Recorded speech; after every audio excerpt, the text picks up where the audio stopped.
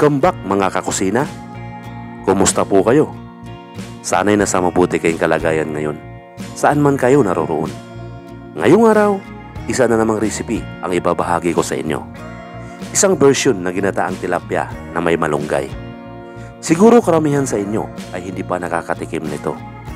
Kaya tara, samahan niyo ako hanggang dulo.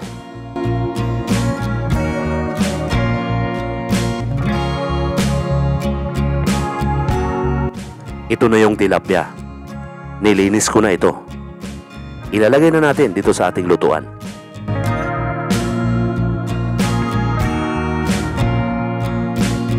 Pagsamasamahin lang natin dito ang mga ricado.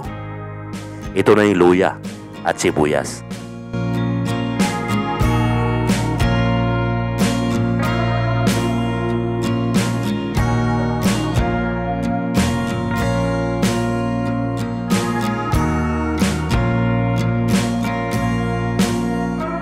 Ito naman ang asin.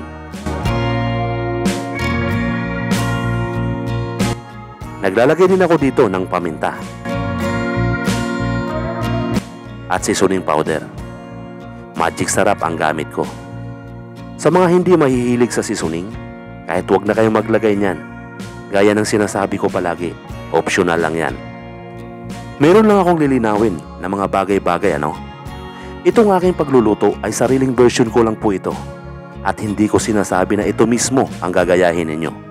Kung baga, ibinabahagi ko lang po ito.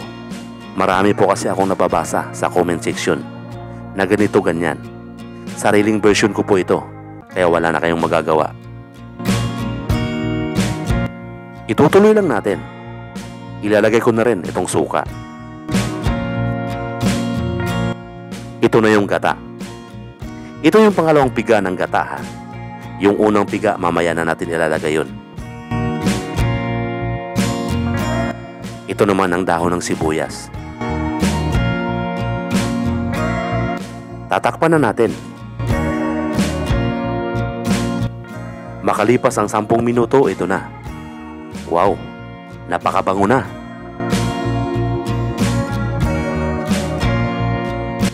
Ilalagay ko na rin itong unang piga ng gata.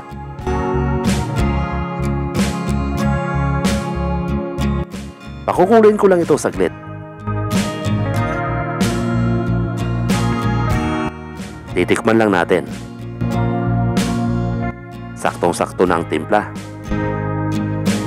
Ilalagay ko na rin itong malunggay. Pagkalagay ng malunggay, mga 1 minuto lang, pwede na nating patayin itong kalan.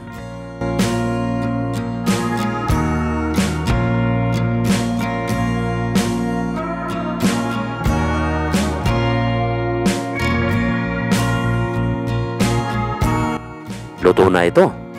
Napakadali lang, di ba? I-serve na natin.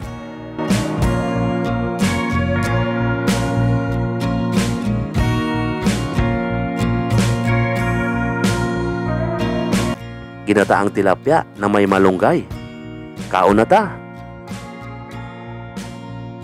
Kung nagustuhan mo naman ang video na ito, baka pwede mo itong i-like and share.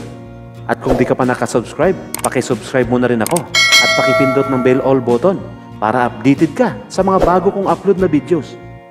Maraming salamat po sa inyong walang sawang panonood. Mag-iingat po kayo palagi at God bless po sa inyong lahat. Bye-bye!